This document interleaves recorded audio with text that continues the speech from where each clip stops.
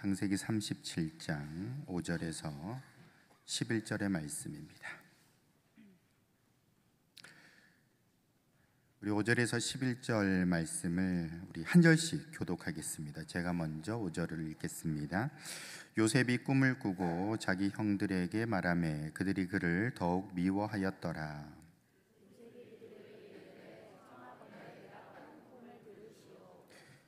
우리가 밭에서 곡식단을 묶더니 내 단은 일어서고 당신들의 단은 내 단을 둘러서서 절하더이다.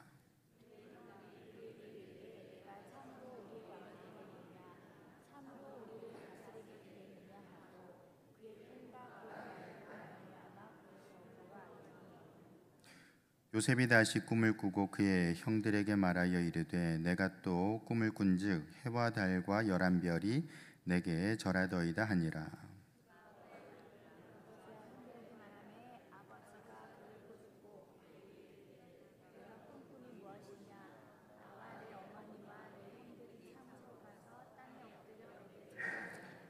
다 같이 그의 형들은 시기하되 그의 아버지는 그의 말을 간직해 두었더라.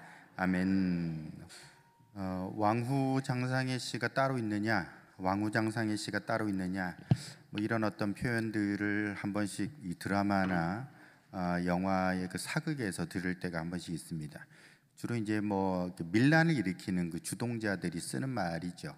왕후 장상의 씨가 따로 있느냐. 이거 이제 연원을 좀 찾아보니까 중국 고대 그 진나라라는 나라가 있는데 이제 거기서 이제 어느 농민이 그 반란을 일으켰다라는 거예요. 이 사람이 처음 썼던 말이 이제 왕후장상의 씨가 따로 있느냐라는 그런 말을 썼다라는 겁니다. 근데 뭐 그 뒤에 이제 우리나라에서도 이제 뭐 만적이라는 사람이 또 고려 시대 때 이제 반란을 일으켰을 때도 썼던 말이고요. 또 뭐 저기 이성계가 조선을 세우지 않았습니까? 그때 그 이성계 측근들도 이 말을 썼다고 해요. 그래서 이제 뭐 이성계가 이제 왕은 아니잖아요. 이제 장군이었죠. 고려의 장군인데 왕후장상의 씨가 따로 있냐? 이성계도 왕할 수 있는 거 아니냐라는 그런 의미로 그렇게 이제 썼던 것 같습니다. 그 왕후장상의 씨가 따로 있느냐라는 말, 이제 왕이나 뭐 제후나 또는 장군이나 재상 이런 어떤 귀족들 또는 기득권 또는 권력자들이 뭐 씨가 따로 있느냐, 그 뭐 하는 사람만 하는 거냐, 우리도 하면 안 되냐, 뭐 그런 어떤 의미로 쓰였던 것 같습니다. 근데 이제 뭐 우리가 왕후장상의 씨가 따로 있냐라고 했을 때 일반적으로는 뭐 따로 있다라고 얘기하는 게 맞겠죠. 왜냐하면 이제 여러 가지 어떤 그 제도나 어떤 그 흐름들을 보면은 왕후장상의 씨가 이제 따로 있다라고 말해도 뭐 무방할 정도로 뭐 그런 것을 볼 수가 있습니다. 그러니까 어찌 보면 이제 1등이 아닌 그 보통 사람들의 어떤 그 절규 같은 말이 왕후장상의 씨가 따로 있느냐라는 그런 말이죠. 그러나 이 세상 또는 이 사회에는 분명히 뭐 그게 구별, 뭐 차별 또는 뭐 기득권의 어떤 견제 뭐가 됐든지 간에 그런 어떤 분명한 어떤 그 칸막이 같은 것들이 존재를 한다라는 것을 알 수가 있습니다. 여러분 그 꿀벌 아시죠? 뭐 저기 우리가 명절에 한 번씩 이렇게 뭐 선물로 들어오기도 하고 선물하기도 하고 뭐 꿀벌 이런 거 꿀을 뭐 좋아들 하시는데, 근데 그 벌꿀보다 더 좋다라는 게 로얄 젤이라는 것 아니겠습니까? 로얄 젤이 드셔보셨어요? 저는 옛날에 먹어본 적이 있는데 되게 맛없더라고요. 이게 뭐 향도 굉장히 이렇게 독특하고 아주 인상이 써지는 그런 어떤 맛인데, 근데 그 로얄 젤리가 왜 로얄 젤이냐? 로얄이란 말이 붙잖아요. 이제 말 그대로 이 로얄 젤리를 먹이면은 그냥 평범한 벌이 여왕벌이 된다라는 겁니다. 평범한 벌이. 그래서 이제 그 저기 벌에도 여러 계급들이 있잖아요. 여왕벌이 있을 것이고 일하는 그 일벌들이 있고 또 저기 그 시네리 벌들이 있거든요. 수펄이라고 하죠. 수펄들. 얘들은 그냥 수정을 위해서 존재하는 그런 벌들. 뭐 여러 가지 존재들이 있는데, 여왕벌은 이제 계속해서 이제 그 산란을 하는 역할을 하죠. 그래 알을 계속해서 낳으면서 그 집단을 이끌게 되는 것입니다. 유지시키는 거죠.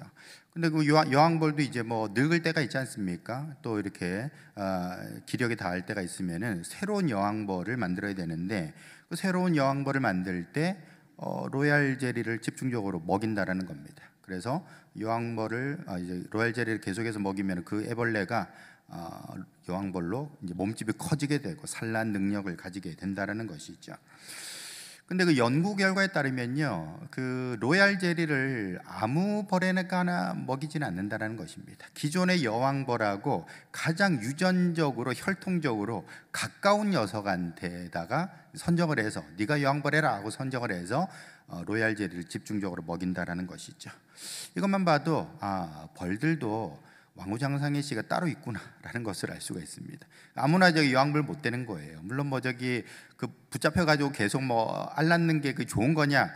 그건 뭐 이게 다른 문제인 것이고, 어쨌든 뭐 이름이 여왕벌이니까 그 집단의 지도자 또는 우두머리가 되는 그런 어떤 역할을 맡는 것도 아무나 하는 게 아니구나. 다 왕후장상의 씨가 있구나라는 것을 알 수가 있다라는 것이죠.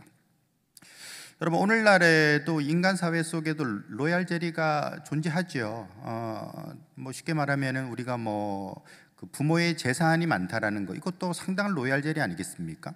뭐 부모 재산으로 그 사람 뭐 공부를 밀어준다든지 아니면 사업을 밀어준다든지 뭐 여러 가지 어떤 조건들 배경들을 깔아준다면은 그것만큼 뭐 강력한 로얄 젤리가 또 있을까? 뭐 그거 가지고 이렇게 그 사람이 또 공부나 아니면 사업에나 여러 가지 어떤 사회 진출하는 데에 상당한 어떤 도움을 받는다면은 뭐 그건 어떻게 보면 왕후장생의 씨가 따로 있구나, 로얄 젤리 먹는 사람은 따로 있구나라는 것을 우리가 생각할 수가 있다라는 것이죠.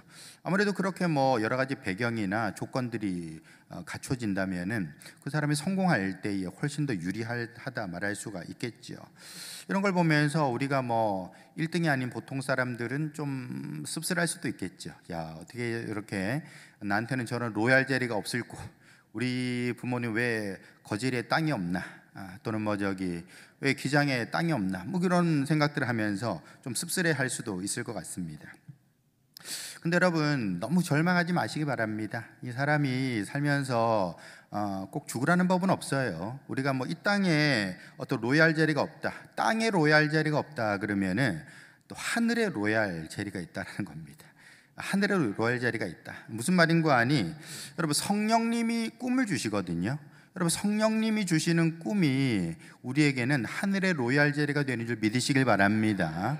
사람이 성령님이 주시는 꿈을 받게 되면은 이 몸집이 커지고 산란 능력을 가지는 여왕벌이 되는 것처럼 달라지게 된다. 사실은 그게 뭐 거듭남이라는 것이죠. 거듭남이 딴 게 아니라 내가 성령 안에서 꿈을 받게 되는 것이고, 그렇게 생각이 달라지고 말이 달라지고 행동이 달라져서 그렇게 새로운 사람으로 목표를 가지고 나가게 된다. 기도하게 된다. 그럼 그 사람은 말 그대로 로얄 젤리를 먹은 사람처럼 어떤 새로운 삶의 전기를 마련할 수가 있다라는 것입니다. 그러므로 여러분, 우리는 이 성령님이 나에게 꿈을 주신다라는 사실을 생각해내야 되는 것이죠. 더더군다나 이 땅 가운데 별로 내가 먹을 만한 로얄 젤리가 없네, 나한테 로얄 젤리 먹여줄 만한 그런 환경이 못 되네라고 생각이 된다면 더욱더 우리는 하늘의 로얄 젤리, 성령님이 주시는 꿈을 사모할 수 있어야 되겠다라는 것입니다. 사도행전 2장 17절에 보시면은 하나님이 말씀하시기를 말세에 내가 내 영을 모든 육체에 부어주리니 너희의 자녀들은 예언할 것이요 너희의 젊은이들은 환상을 보고 너희의 늙은이들은 꿈을 꾸리라 라고 했어요. 사도행전입니다. 여러분, 이 사도행전의 이 말씀이 언제적 나온 것이냐, 이제 마가의 다락방에서 사람들이 모여서 기도하잖아요. 120명이 성령을 기다리면서 기도했는데 성령이 정말 불의 혀처럼 임하여서 사람들의 마음이 뜨거워지고 방언이 터지고 뭐 이렇게 아주 놀라운 역사가 나타났던 것입니다. 그러니까 이제 마음이 뜨거워져 가지고 이 사람들이 전에는 문 닫고 이렇게 숨어 있었던 사람들이었는데 이제는 광장으로 나가서 이제 말씀을 전하게 되는 것이죠. 뭐 그 말씀, 베드로가 나아가서 이 말씀을 선포하는 그 장면입니다. 뭐 설교라기보다는 뭐 간증에 가깝다고 볼 수가 있겠죠. 그때에 이 베드로가 이 광장에 나아가 사람들에게 이 말을 선포할 때에 제일 처음에 나왔던 말씀이 바로 이 말씀이죠. 근데 이것은 본래 베드로가 했던 말이 아니라 요엘서, 구약에 있는 요엘서에 기록된 것을 가지고 왔다라는 것입니다. 한마디로 말해서 하나님의 영이 우리에게 부어져서 우리가 자녀들이 예언하고 젊은이들이 환상을 보고 늙은이들은 꿈을 꾸게 됐다. 예언과 환상과 꿈이라는 것을 통해서 우리가 새 사람이 됐다라는 것을 지금 베드로가 얘기를 하고 있는 것이죠. 여러분, 여기서 말하는 예언, 환상, 꿈이라는 것은 사실은 다른 게 아니라 똑같은 거라고 보시면 될 것 같아요. 예언이나 환상이나 꿈이나 같은 것이다. 다 뭐 비전이라고 얘기할 수 있죠. 비전이 뭡니까? 우리가 텔레비전, 멀리 떨어져 있는 일을 지금 내 눈앞에서 보는 게 텔레비전이잖아요. 이 비전이라는 것은 눈으로 보는 겁니다. 남들은 안 보여요. 근데 성령 받은 사람, 성령의 꿈을 가진 사람은 그게 눈앞에서 이제 펼쳐지게 된다라는 것이죠. 그런 꿈을 가진 사람, 이미지를 가진 사람, 그림을 가진 사람은요, 삶의 목표가 달라지게 되는 것이고 삶의 태도도 달라지게 된다라는 것이죠. 여러분, 그러므로 우리가 이 땅 가운데서 뭐 부모가 밀어주고 뭐 여러 가지 어떤 환경을 제공해주고 이런 것도 참 중요할 수 있지만, 그러나 그게 없다 할지라도 우리가 하늘의 로얄 젤리, 성령님이 먹여주시는 로얄 젤리를 먹는 사람은 결국에는 달라지게 되는데, 그 로얄 젤리가 뭐냐? 꿈이다라고 말할 수 있다라는 것입니다. 그러므로 저와 여러분들은 하나님 앞에서 이런 믿음의 꿈, 이 하늘의 꿈을 붙들고 살아가는 성도들 될 수 있기를 예수님의 이름으로 축복합니다. 여러분, 이 세상은요, 이 꿈을 별로 좋아하지 않습니다. 세상 사람들은 꿈을 좋아하지 않아요. 왜 그런가? 우선은 기득권을 가진 사람들은 생각해 보죠. 기득권을 가진 사람들은 사람들이 꿈 꾸는 거 좋아할까요? 별로 좋아하지 않죠. 왜냐? 우리만 로얄 젤리 먹어야 되는데, 언제나 모든 가치는 희소성에서 나오잖아요. 나만 알고 있어야 되고 나만 가져야 된다고 생각하니까 그렇게 이제 사람들이 꿈을 가지고 그렇게 뭐 하나님 앞에 뭐 기도하고 이런 거 별로 좋아하지 않습니다. 그래서 사다리를 걷어 차버리고 싶은 마음에서 기득권층들도 꿈을 좋아하지 않는다. 그래서 야, 그 헛된 꿈이야 라고, 꿈깨라고 얘기를 하게 된다라는 것이죠. 근데 또 여러분, 꿈이 없는 사람들도 꿈꾸는 걸 별로 좋아하지 않습니다. 이걸 우리가 잘 알아야 되는데, 당연히 이제 기득권층들도 꿈꾸는 걸 좋아하지 않을 뿐더러 없는 사람들, 꿈이 없는 사람들, 이 땅 가운데 소망이 별로 없는 사람들도 누군가가 옆에 있는 사람이 꿈꾸는 걸 별로 좋아하지 않는다라는 것이죠. 왜 그런가?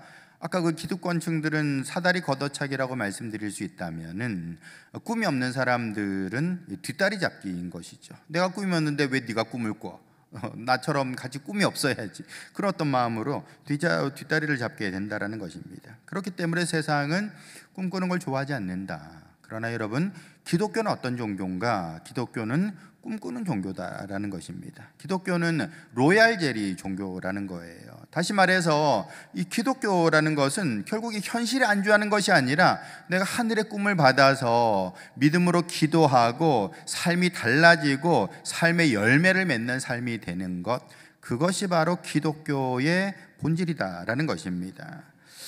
여러분, 박서양이라는 사람이 있었죠. 이 사람은 이제 그 세브란스 의학교를 1회로 졸업한 사람이에요.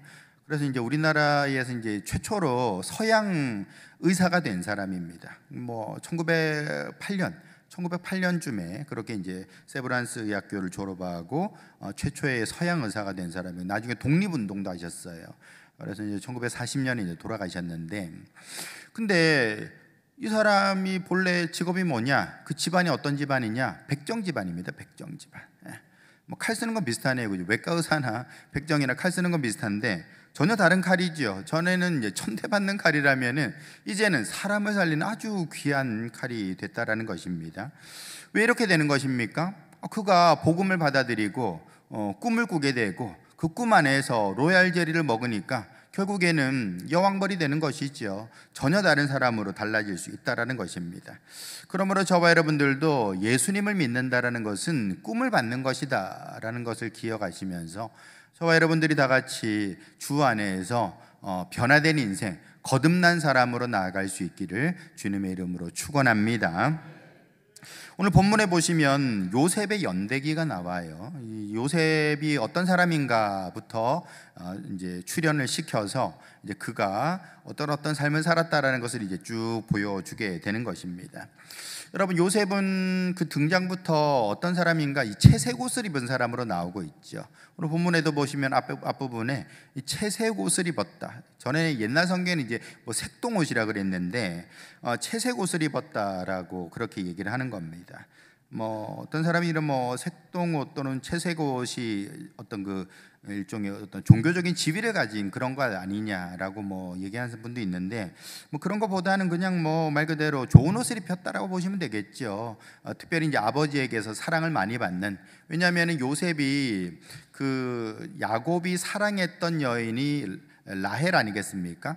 라헬이 낳은 첫 번째 아들이 요셉이거든요. 그러다 보니까 요셉과 베냐민을 특별히 아꼈고 그 중에서도 요셉을 아꼈다라고도 볼 수 있죠. 근데 이렇게 채색 옷을 입었던 요셉이 나중에는 이제 총리의 옷을 입게 되는 이야기가 이 요셉의 연대기라고 볼 수 있는 것입니다. 채색 옷에서 시작해서 총리의 옷으로 마무리가 되는 그런 어떤 삶이다라고 볼 수 있죠.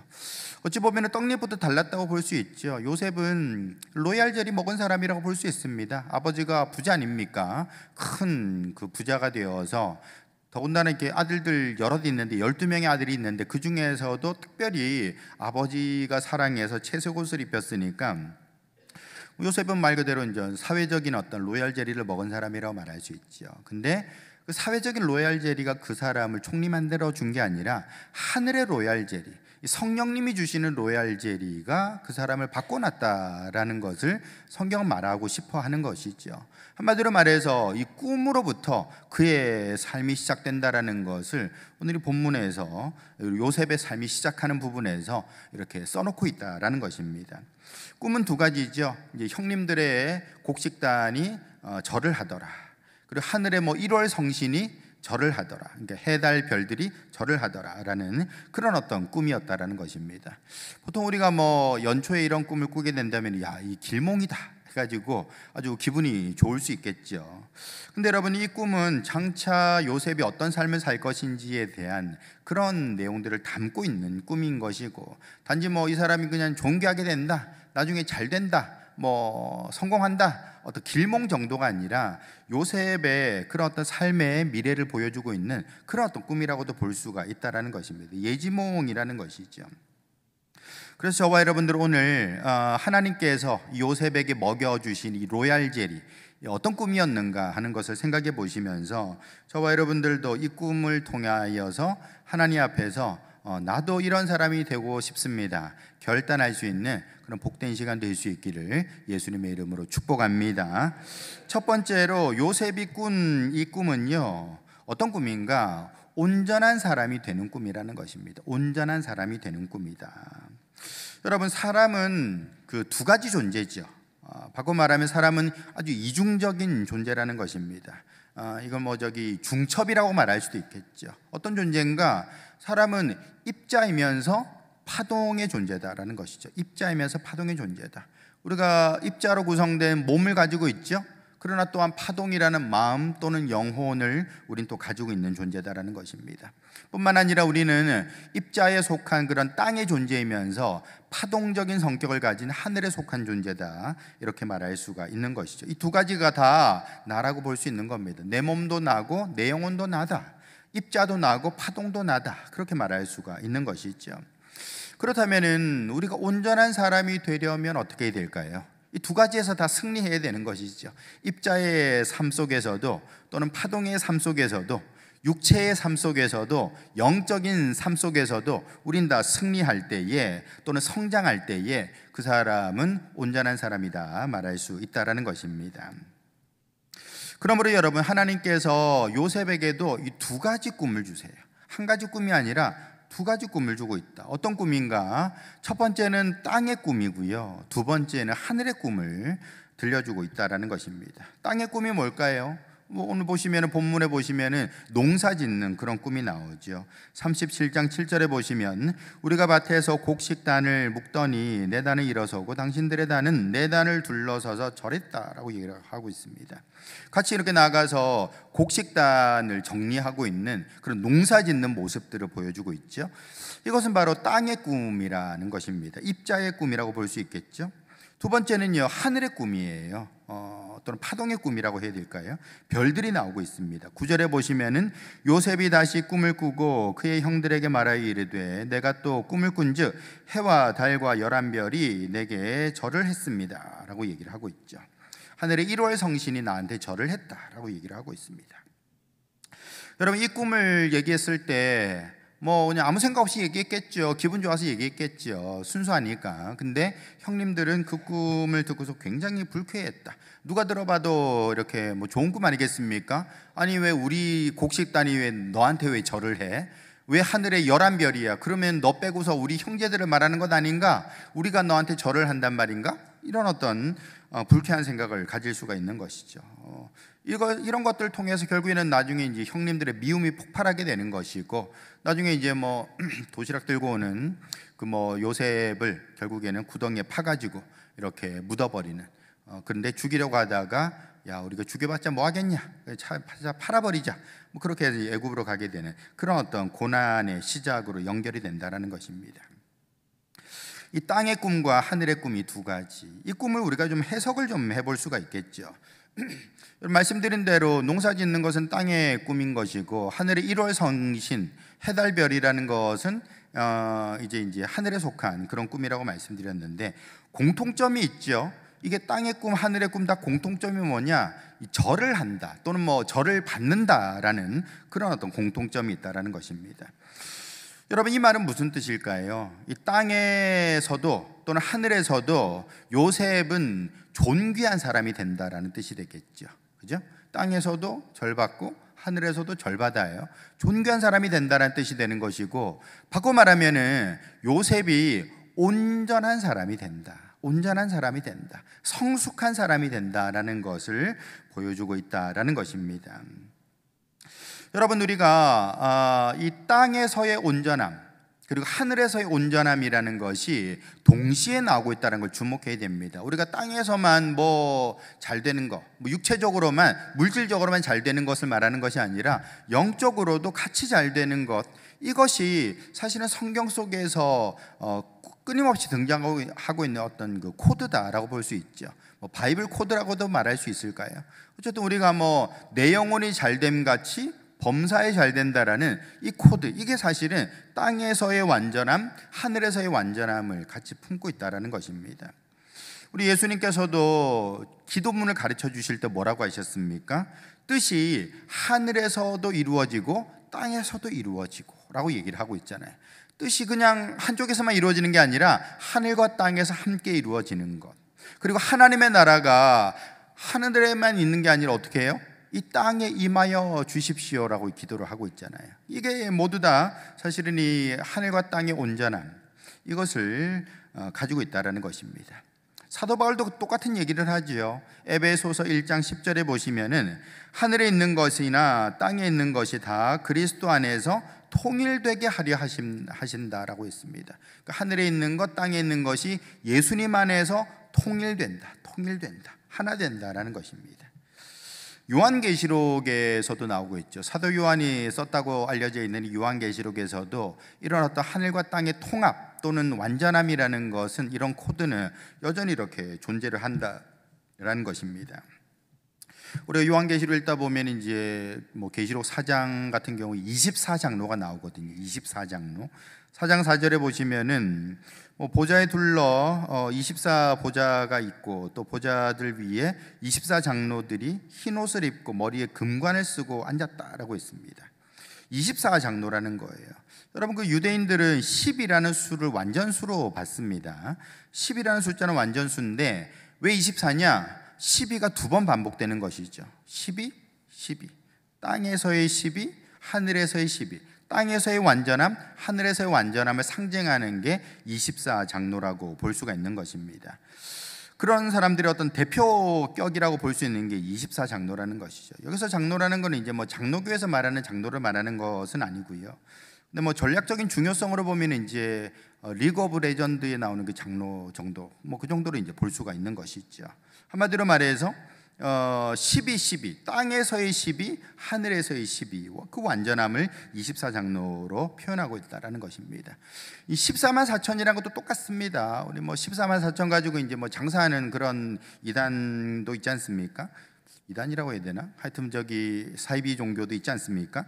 근데 이제 그 14만 4천이라는 것도 그게 뭐 거기 보면 이제 뭐 12지파에 각 지파당 12,000명씩 뽑아가지고 구원받는 사람들의 숫자가 이제 14만 4천이다라고 기록이 되어 있는 건데, 계시록 14장이죠.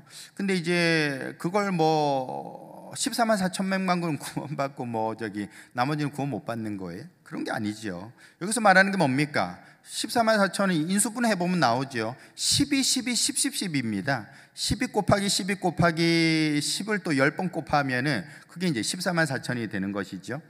그거 똑같습니다. 24장로하고 사실은 똑같은 얘기예요. 12, 땅에서의 12, 하늘에서의 12, 땅에서의 완전함, 하늘에서의 완전함을 말하는 것이고, 10, 10, 10이라고 얘기하잖아요. 이 10이라는 것은 또 신의 숫자거든요. 하나님의 확인.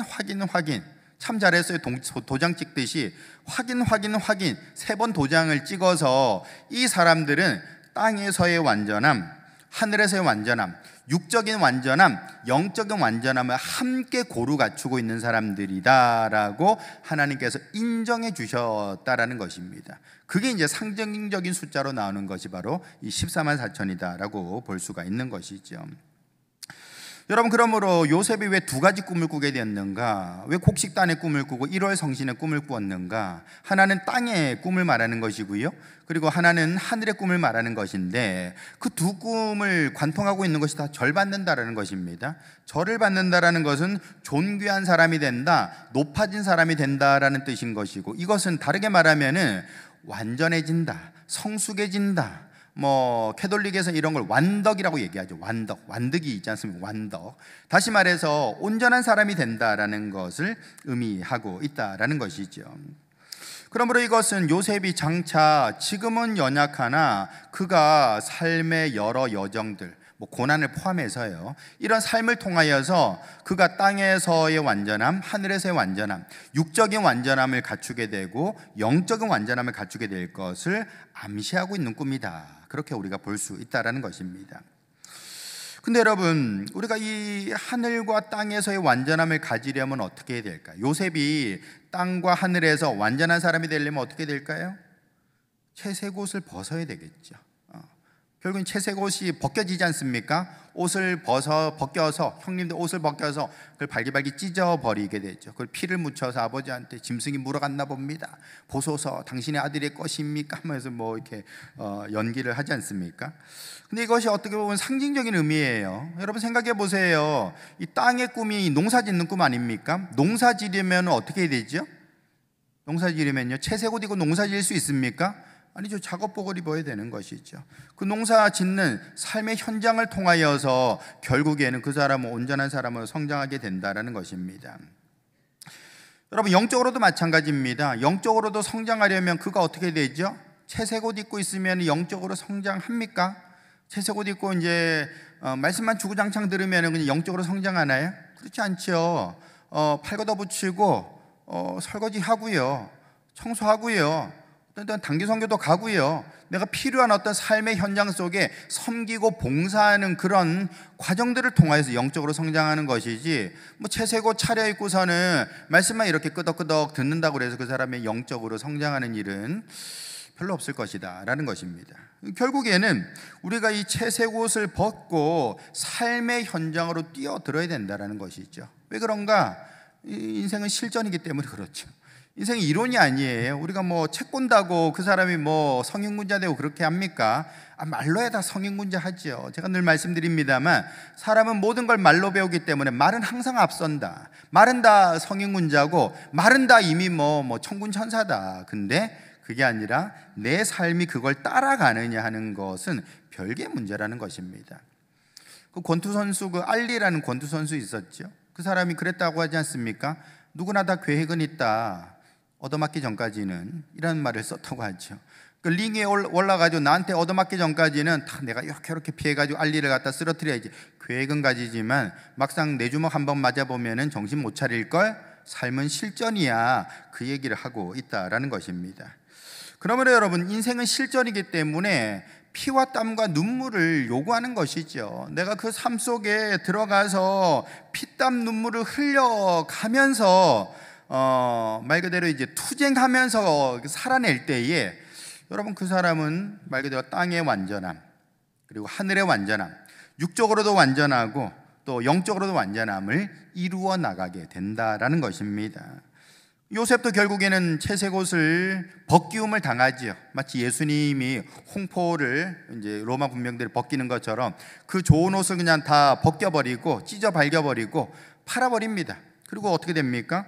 노예로 팔려가서 보디발 집에서 고생도 하고 또 뭐 아주 뭐 억울한 누명을 뒤집어 쓰고 감옥에도 들어가고 별의별 고생을 다 하다가 결국에는 총리가 되지요. 그 과정을 통하여서 그가 많은 것들을 배웠을 겁니다. 육적으로 일 처리하는 방법도 배웠을 것이고요. 뿐만 아니라 그 모든 순간순간에 하나님 앞에서의 자기 믿음을 고백하게 되는 것이죠. 신앙 고백인 거예요. 요셉의 어떤 삶의 모든 과정들은 신앙 고백입니다. 내가 어떻게 하나님 앞에서 죄를 범하겠습니까? 라고 고백하면서 뛰쳐나가고 손절하고 그렇게 끊어버리고 나아가는 그런 믿음을 증명한 사람이라는 것입니다. 한마디로 말해서 요셉은 그 세월을 통하여서 삶의 실전을 익힌 사람이 된 것이고 또 신앙 고백을 가진 사람이 됐다. 이것이 결국에는 땅의 완전함과 하늘의 완전함을 이루게 되었다라는 것입니다. 그러므로 여러분이 요셉의 두 꿈, 이 땅의 꿈과 하늘의 이 꿈이라는 것은 장차 그가 이루게 될 온전한 삶, 온전한 모습, 그것을 예표하고 있는 꿈이다라는 것입니다. 여러분들도 이런 꿈을, 요셉의 꿈을 마음에 든다면 사실 수 있기를 바랍니다. 우리가 얼마면 됩니까? 목사님 얼마면 됩니까? 하면서 저한테 찾아올 수도 있겠습니다만, 제가 얼마라고 이렇게 또 이렇게 사기도 칠 수도 있겠습니다만, 그러나 여러분, 이건 그냥 아멘으로 사시면 되는 거예요. 하나님, 저도 이 요셉과 같이 땅의 온전함, 하늘의 온전함, 육적으로도 온전하고 영적으로도 온전한 사람이 되기를 원합니다. 소원합니다. 나 이 꿈이 저의 꿈이 되게 해주십시오. 아멘 하면서 이렇게 받아들일 수 있어야 되는 것이죠. 물론 피땀 눈물은 좀 지불하셔야 될 것 같고요. 그죠? 뭐 감옥에도 들어가고 그건 얘기 안 하는 게 나을 뻔했나? 하여튼 뭐 각자의 또 삶이니까요. 하여튼 잘해 보시고요. 하여튼 여러분, 우리가 결국에 땅의 온전함, 하늘의 온전함을 가지는 것, 그게 뭐겠습니까? 하나님, 저는 직장 생활 열심히 하겠습니다. 그리고 교회 생활도 열심히 하겠습니다. 이게 땅의 온전함, 하늘의 온전함이 되는 것이죠. 하나님, 저는 사람 앞에서도 정직하겠습니다. 그리고 하나님 앞에서도 정직하겠습니다. 이게 이제 땅의 온전함, 하늘의 온전함이 되는 것이죠. 나라에도 충성하겠습니다. 그리고 하늘에도 충성하겠습니다. 이게 이제 땅의 온전함과 하늘의 온전함이 되는 것이죠. 여러분, 이게 뭐 우리가 하나도 놓칠 게 없는 것이다. 결국에는 땅의 온전함과 하늘의 온전함이라는 것은 우리의 성장의 목표구나라는 것을 기억하시면서 저와 여러분들도 요셉과 같이 온전한 사람으로 자라갈 수 있기를 예수님의 이름으로 축복합니다. 두 번째는 요셉의 이 꿈은요, 어떤 꿈이냐? 이 세상을 살리는 꿈이다라는 것입니다. 세상을 살리는 꿈이다. 여러분, 일단은 땅의 꿈을 한번 보자고요. 여기서 땅의 꿈이라는 것은 이제 그 농사 짓는 꿈을 말하는 것 아닙니까? 뭐 기본적으로 농사라는 게 이제 사람 먹고 사는 것과 직결되는 문제죠. 먹여 살리는 꿈이다라는 것입니다. 여러분, 요셉이 왜 총리가 됐죠? 먹여 살려서 그가 총리가 된 것이죠. 창세기 41장에도 보시면은 바로왕, 애굽의 바로왕이 꿈을 꿨는데 도대체 무슨 꿈인지도 모르겠고 내용도 모르겠고 해석도 안 되는 그런 어떤 난감한 상황 속에 있었다라는 것이죠. 근데 요셉이 이것을 풀어주죠. 감옥에 있던 요셉이 나와서 바로왕이 무슨 꿈을 꿨는지도 얘기를 해주고 이 꿈의 의미가 뭔지도 얘기를 해주는 겁니다. 왕이시여, 이거는 7년 동안은 풍년이 있을 것이고 그러나 7년 동안은 이어지는 7년 동안은 흉년이 다가올 것을 얘기하는 것입니다. 그러니 앞에 이 7년의 풍년 동안에 곡식을 좀 잘 저장했다가 흉년 기간 동안 이렇게 곡식을 풀어서 백성들을 살리면 좋겠습니다라고 지혜로운 답변을 내줬죠. 이 얘기를 듣고서는 바로 왕이 야 그러지 말고 네가 총리해라. 네가 총리해라. 그렇게 해서 담당자를 세운 거예요. 그래서 바로 그냥 공무원으로 이렇게 채용이 돼가지고 1급 공무원인가요? 총리면은 몇 급인지 잘 모르겠네요. 하여튼 뭐 1급 공무원으로 채용돼가지고 바로 그냥 이렇게 직무를 수행하게 되는 일을 보여주게 됐죠. 여러분 한마디로 말해서 이거는 어찌 보면 이제 그가 어린 시절 꾸었던 꿈, 곡식단의 꿈인 것이지요. 농사 짓는 사람이니까 먹여 살리는 꿈 아니겠습니까? 결국에는 그가 총리가 되어서 많은 사람들을 먹여 살리는 그런 일을 하게 됐다라는 것입니다. 여러분 우리도 이런 일을 할 수가 있죠. 세상을 이롭게 하는 그런 일들을 할 수가 있는 것입니다. 보시면은 세상을 이롭게 하는 사람들이 많이 있죠. 가령 대표적인 사람 여러 사람들이 있습니다. 지금 전기 발명한 사람도 아주 전구를 발명한 사람도 이렇게 훌륭한 사람인 것이고, 또 이게 먹는 거로 따져 본다면 질소 비료를 만든 사람이 있어요. 프리츠 하버라는 사람이 있는데 독일 사람인가 오스트리아 사람인가 그렇습니다. 이 프리츠 하버라는 사람이 이제 질소 비료를 만들어 가지고 질소 비료라는 게 별것 아닌 것 같지만 그렇지 않습니다, 여러분.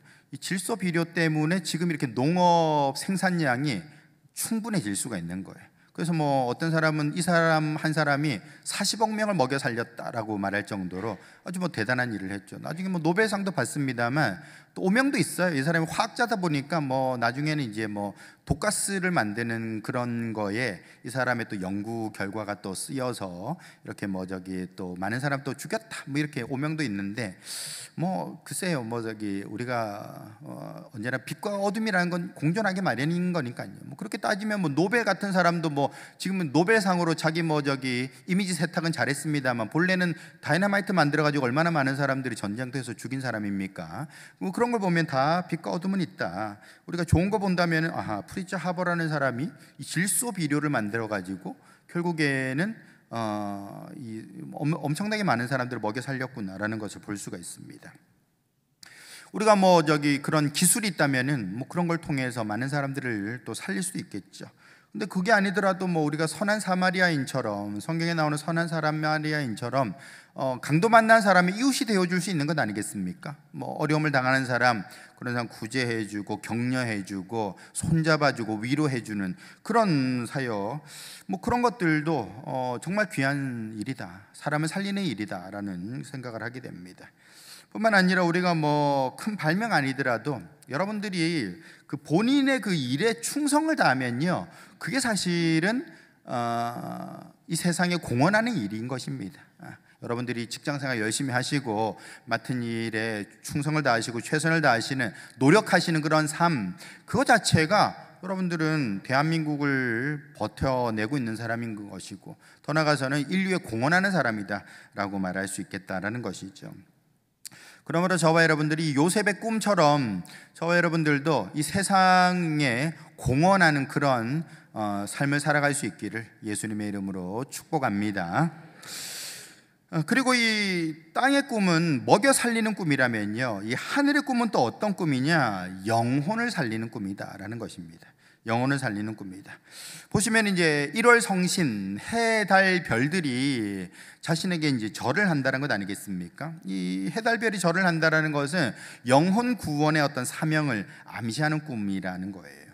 우리 다니엘서 다니엘 12장 3절에 보시면 지혜 있는 자는 궁창의 빛과 같이 빛날 것이요 많은 사람을 옳은 대로 돌아오게 하는 자, 많은 사람을 옳은 대로 돌아오게 하는 자는 별과 같이 영원토록 빛나게 된다라고 얘기를 하고 있죠. 그러니까 많은 사람을 옳은 대로 돌아오게 한다, 하나님께로 인도하는 그 사람은 별과 같이 빛나는 사람이 된다라고 그렇게 얘기를 하는 걸 볼 때에, 어찌 보면 이 해달별의 그런 어떤 인사받는 그런 요셉의 모습은 많은 사람들이 어떤 영혼을 살리는 그런 어떤 영적인 구원자의 어떤 모습을 예표한다, 어찌 보면 예수 그리스도의 모습도 예표한다라고 볼 수 있는 것이죠. 아까 땅의 꿈이라는 것은 먹고 사는 문제를 해결하는 어떤 모습이라면은 이 하늘의 꿈이라는 것은 결국에는 영적인 구원, 어떤 영적인 구원의 어떤 구원자로서의 모습을 보여주고 있다라는 것입니다. 그러므로 요셉은 이 꿈을 받아서 나중에 영혼 구원의 사명을 감당하게 되죠. 그래서 나중에 자기를 팔아넘긴 그 형제들을 만나지 않습니까? 그때에 그들에게 사실 총리 정도 되면은 저놈들 그냥 고문하다 그냥 없애버려라 그렇게 말할 수도 있는 것인데, 그렇게 하지 않고 어떻게 했습니까? 용서했다, 받아들여줬다, 그리고 다 품어주는 그런 모습, 이걸 통해서 이 야곱의 집안이 멸족하지 아니하고 오히려 믿음의 가정으로 이렇게 서가게 되는 걸 보게 되죠. 어떤 구원의 어떤 관점에서 볼 수가 있다라는 것입니다. 어떤 영혼 구원의 사명을 감당하는 요셉의 모습이다라는 것이죠. 작년에 저희도 이제 우리 교회도 이제 행복 축제 통해 가지고 하여튼 제일 우수한 성적을 냈다. 그래서 아주 좋은 일이 있었습니다. 저도 이제 한성교회 가가지고 간증도 하고 오고 그랬습니다만, 올해는 이제 교회 재정이 좀 어려워서 이제 교회 행복 축제 프로그램은 하지는 않고요. 대신에 이제 개인 전도는 이제 계속 하게 되는 것이죠. 저도 교회에서 타라고 준 승용차를 이제 재정이 어려우니까 내놨어요. 그래서 이제 팔아가지고 재정에 좀 이렇게 보충을 좀 하면 좋겠다라고 이제 내놨는데, 어쨌든 이제 이렇게 저렇게 우리가 좀 재정적으로 어렵다 할지라도, 행복 축제는 안 한다 할지라도 개인 전도는 이제 계속해 나갈 수 있어야 되는 것이죠. 왜 그런가? 이 전도 안에 이제 상급이 있는 것이고, 이 전도하는 그 사람이 하나님의 축복을 받기 때문에 그렇다라는 것입니다. 교회도 마찬가지예요. 어떤 교회가 건강한 교회인가? 전도하는 교회가 건강한 교회인 것이죠. 전도하는 교회가 다른 데 신경 안 쓰고 그냥 하나님의 일에 충성하고 최선을 다하니까 그냥 아주 언제나 그렇습니다. 단순한 게 좋거든요. 말씀 듣고 나가 전도하고, 이렇게 단순한 어떤 사역, 이런 걸 통해서 교회가 건강해진다라는 것입니다. 올해 여러분, 저와 여러분들이 다 전도에 힘을 쓰는 그런 우리 성도들, 교회 될 수 있기를 축원합니다. 물론 어떤 분은 그럴 수 있어요. 나는 전도 경험도 잘 없고 좀 두렵기도 하고 잘 못하는데, 그런 분들도 계실 거예요. 괜찮습니다. 어떻게 하면 될까요? 그런 분들은 돈으로 때우면 되는 것이죠. 세상에 제일 쉬운 게 돈 아니겠습니까? 그래서 전도 물품 같은 것도 이렇게 후원도 하고, 교회 재정도 없다는데 전도 물품도 좀 후원하고, 전도 자금도 이렇게, 군자금도 이렇게 좀 이렇게 후원 좀 하시고, 그렇게 하면 되는 것이죠. 근데 또 그런 분도 계실 거예요. 나는 전도도 못하고, 목사님 저는 돈도 없어요. 돈도 없어요 하는 분도 계실 거예요. 그러면 어떻게 하면 되겠습니까? 웃으면 되는 겁니다. 웃으면 돼. 웃으면 되는 겁니다. 웃으면 된다. 여러분, 웃고 다니기만 해도요, 그게 교회를 부흥시키는 굉장한 힘이 되는 것입니다. 새 가족이 와가지고 성도들이 인상 쓰고 다니나 아니면 웃고 다니나 그것만 봐도, 이 교회는 다닐만한 교회인가 좀 갸우뚱한 교회인가 다 판단이 서는 것이죠. 그냥 늘 웃으면서 아나 모르나 다 그냥 웃으면서 인사하고 안녕하세요 반갑습니다 인사하고 이렇게 해주면, 모르는 사람일수록 더욱더, 그죠? 아는 사람한테 뭐하러 웃어줘요? 저요 그냥 실없는 사람 소리 듣지요. 근데 모르는 사람일수록 오히려 웃어주고 인사를 해주게 되면은 그 교회는 부흥한다. 그리고 또 예배 시간에 아멘 하는 거 있잖아요. 아멘 운동, 아멘 사명. 제가 저번에도 말씀드렸는데, 사역할 거 없으면 아멘 사역을 하셔라. 그냥 시도 때도 없이 그냥 아멘 아멘 아멘 하고 있으면은, 여러분 목사 설교가 좀 이렇게 좀 시원찮아도요, 아멘만 열심히 하면은 은혜가 핑퐁 아시죠? 주고받고 하면서 상승되는 줄 믿으시길 바랍니다. 여러분, 결국에는 우리 이렇게 웃고만 다녀도, 아멘만 잘해도 결국에는 교회가 잘 되게 되는 것이고, 전도가 저절로 된다라고 볼 수가 있는 것이죠. 우리 같이 한번 따라해 보시죠. 헛소리만 안 해도 교회는 잘 된다. 여러분, 그냥 딴 거 없으면요, 그냥 입 다물고 기도만 하셔도 교회는 잘 되게 돼 있어요. 내가 걱정한다고 잘 되나요? 내가 뭐 저기 어떻게 한다고 해볼 것도 아니잖아요. 뭐 내가 책임질 것도 아니잖아요. 그럼 뭐 저기 뭐 말할 거 뭐 있어요. 그냥 뭐 하나님 앞에 맡기고 입 다물고 기도하면 되는 것이죠. 이런 사람들이 결국에는 하늘의 별과 같이 빛나는 사람이라는 것입니다. 전도하는 사람, 전도 못하면 돈으로 때우는 사람, 돈도 없으면 그냥 웃고 다니는 사람, 예배 시간에 아멘 그냥 열심히 하는 사람, 여러분 그렇게 그냥 입 다물고 기도하는 사람, 그런 사람들이 교회를 잘 되게 하고 많은 사람들의 어떤 그 영적인 구원에 일조하는 사람이다. 괜히 그냥 뭐 엉뚱한 소리 하고 인상 쓰고 다니고 하면은 아유, 이 교회는 다닐 게 못 되는가 봐, 예수 믿으면 저렇게 되나 보다 하면서 이렇게 도망가게 되는 것이죠. 하늘의 별과 같이 빛나는 사람들 될 수 있기를 축복합니다. 결론의 말씀을 드립니다. 우리가 꿈이라는 것은 언제나 뭐 저기 여러 가지 꿈이 있겠죠. 뭐 여러분들도 뭐 최근에 꿈들이 뭐 있을 것 같은데요. 근데 여러분 언제나 그렇습니다. 꿈보다 뭐라고요? 꿈보다 해몽입니다. 해몽. 꿈보다 해몽이에요. 그냥 뭐 이 꿈을 내가 좋게 받아들이고 이러라는 건가 보다, 좋게 그냥 사탕발림 해가지고 꿀꺽 삼키면은 그 꿈대로 내 삶도 잘 된다라는 것입니다. 여러분, 성령님이 주시는 이 로얄 젤리, 성령님의 이 하늘 꿈을 받아 안으셔가지고 잘 되는 성도, 또 잘 되는 교회 될 수 있기를 예수님의 이름으로 축복합니다.